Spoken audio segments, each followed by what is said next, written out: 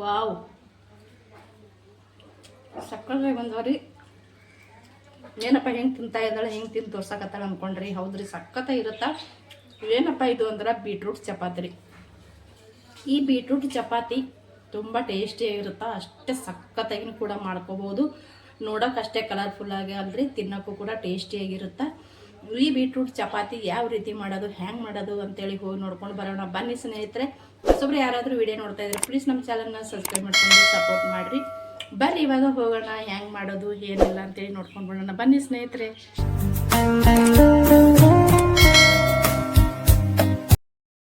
ನೋಡ್ರಿ, ನಾನಿಲ್ಲಿ ಬೀಟ್ರೂಟ್ ಚಪಾತಿ ಮಾಡ್ಲಿಕ್ಕೆ ಒಂದು ದೊಡ್ಡ ಸೈಜ್ ಬೀಟ್ರೂಟ್ನ ಈ ರೀತಿ ತುರಿದು ತೊಗೊಂಡು ನೋಡ್ರಿ. ತುಂಬ ಟೇಸ್ಟ್ ಆಗುತ್ತೆ ರೀ ಬೀಟ್ರೂಟ್ನ ಬಳಸಿ ಚಪಾತಿ ಮಾಡ್ಕೊಂಡೇವೆ ಅಂದ್ರೆ. ಇಲ್ಲಿ ನೋಡಿರಿ, ಕೊತ್ತಂಬರಿ ಸೊಪ್ಪು, ಹಸಿ ಅಲ್ಲ, ಬೆಳ್ಳುಳ್ಳಿ ಮತ್ತು ಸ್ವಲ್ಪ ಜೀರಿಗೆ, ಸ್ವಲ್ಪ ಅಜ್ವೇನ, ಹಸಿಮೆಣ್ಸಿನ್ಕಾಯಿ ಇಷ್ಟು ತೊಗೊಂಡಿನಿ.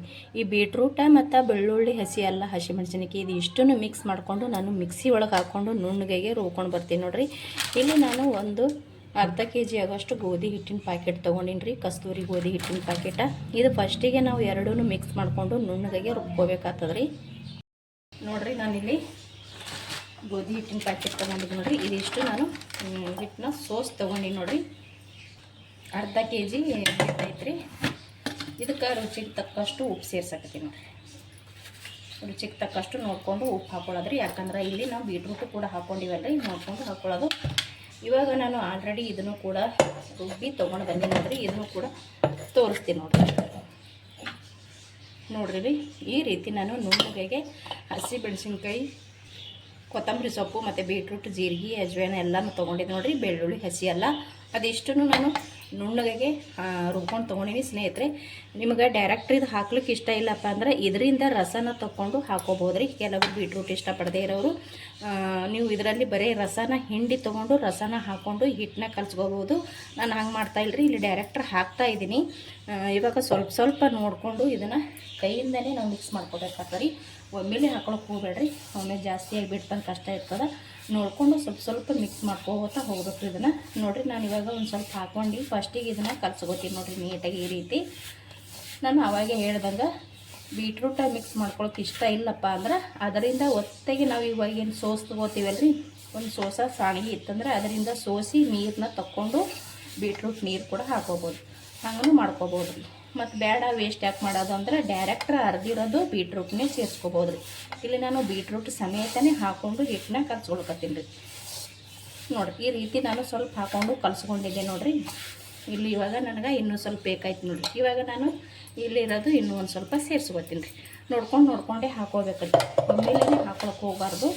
ಜಾಸ್ತಿ ಇತ್ತಪ್ಪ ಅಂತಂದ್ರೆ ಆಮೇಲೆ ಮತ್ತು ನೀರು ಅದಕ್ಕೆ ಸ್ಟಾರ್ಟ್ ಆಗಿಬಿಡ್ತದೆ.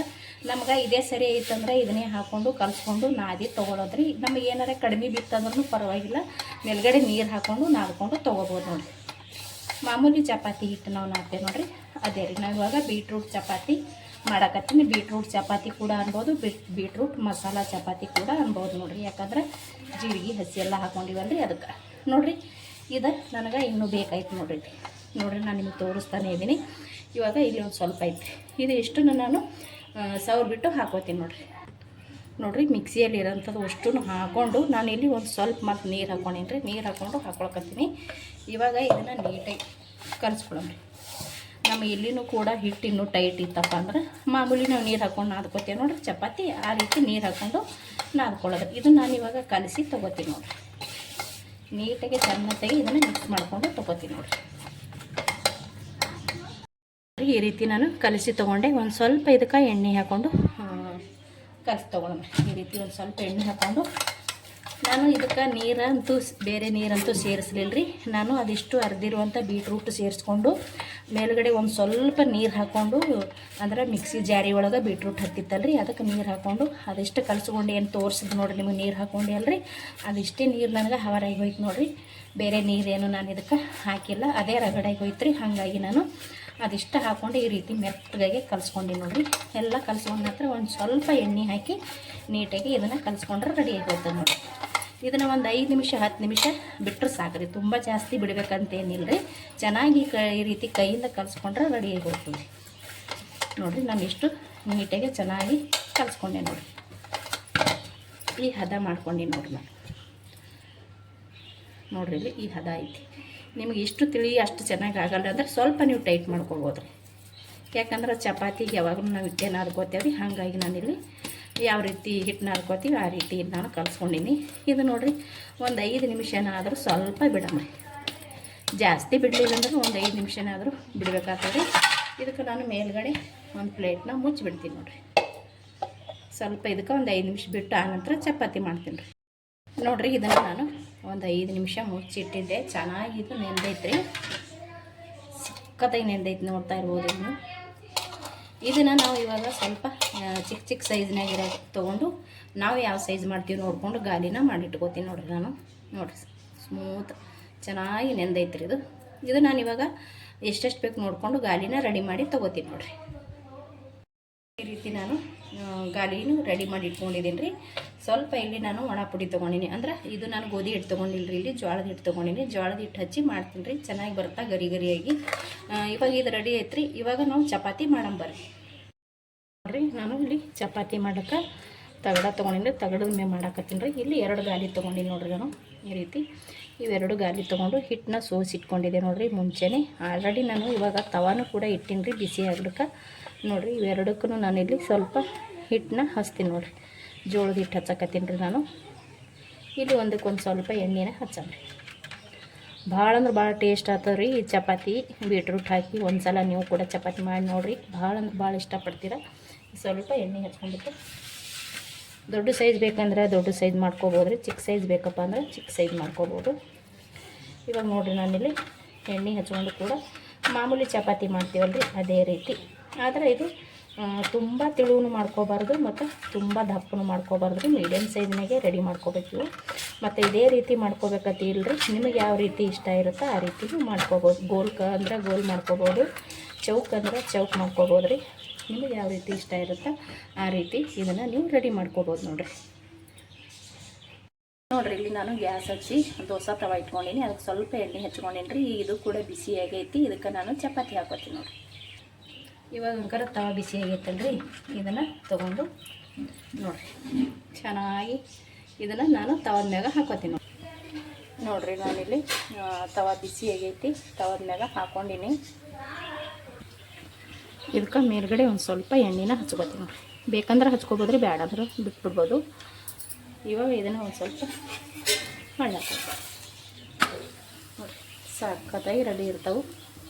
ಚೆನ್ನಾಗಿದು ನಾವು ಗರಿ ಗರಿ ಬೇಕಪ್ಪ ಅಂದ್ರೆ ಸ್ವಲ್ಪ ತಿರುವಿ ಹಾಕಿ ಬೇಯಿಸ್ಕೊಂಡ್ರೆ ನಮಗೆ ಗರಿ ಗರಿಯಾಗಿ ಸಿಗುತ್ತೆ ರೀ. ಸ್ಮೂತ್ ಬೇಕು ಮೆತ್ತಗೆ ಬೇಕಂದ್ರೆ ಪಟ ಬೇಯಿಸಿ ತೊಗೊಂಡ್ಬಿಡೋದು ನೋಡಿರಿ. ನಮಗೆ ಹೆಂಗೆ ಬೇಕು ಹಂಗೆ ಇದನ್ನು ರೆಡಿ ಮಾಡ್ಕೋಬೋದು ನೋಡಿರಿ.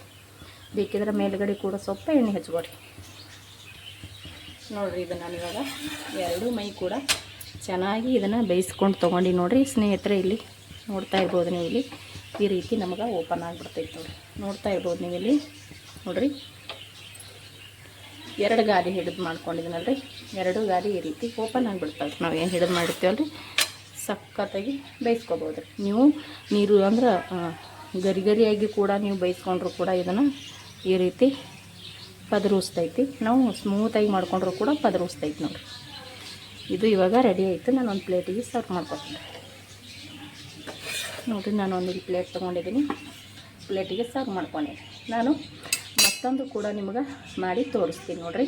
ನಾನು ಇಲ್ಲೊಂದು ಪ್ಲೇಟಿಗೆ ತೊಗೊಂಡಿನಿ. ಇನ್ನೊಂದು ಕೂಡ ಮಾಡಿ ತೋರಿಸ್ತೀನಿ ನೋಡಿರಿ. ನಾನು 2 ಗಾಲಿ ತೊಗೊಂಡಿದ್ದೀನಿ. ಅದಕ್ಕೆ ಸ್ವಲ್ಪ ಎಣ್ಣೆನ ಹಚ್ಕೊಂಡು ಈ ರೀತಿ ನಾವು ಇವಾಗಲೂ ಅಷ್ಟೇ ಮಾಡಿದ್ವಿ ಅದೇ ರೀತಿ ಸೇಮ್ ಮಾಡ್ಕೊಂಡು.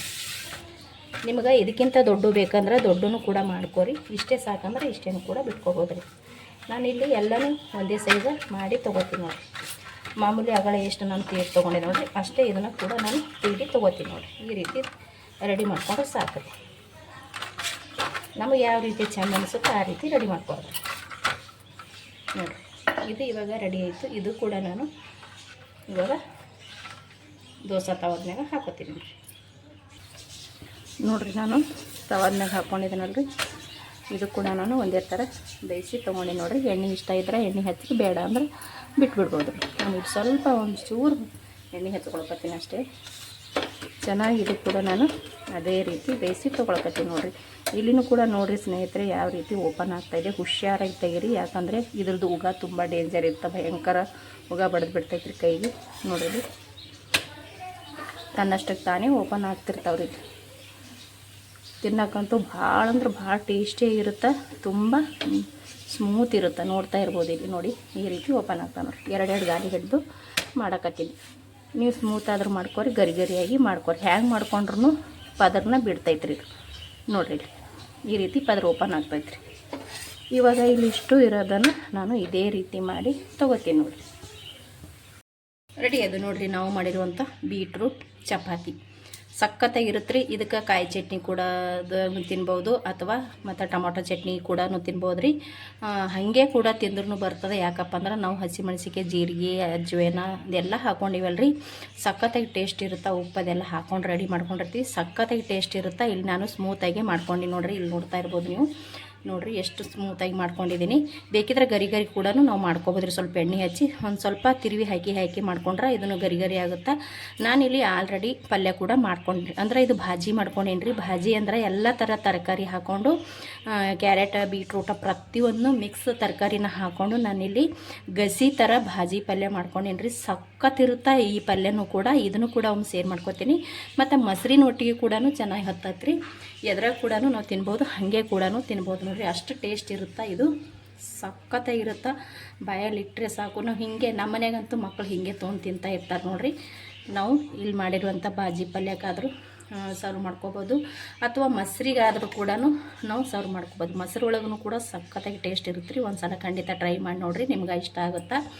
ನಾವು ಮಾಡಿರುವಂಥ ಈ ಬೀಟ್ರೂಟ್ ಚಪಾತಿ ನಿಮ್ಗೆ ಇಷ್ಟ ಆಗಿತ್ತಪ್ಪ ಅಂದ್ರೆ ಪ್ಲೀಸ್ ಒಂದು ಲೈಕ್ ಮಾಡಿರಿ, ಶೇರ್ ಮಾಡಿರಿ, ಕಮೆಂಟ್ ಮಾಡಿರಿ.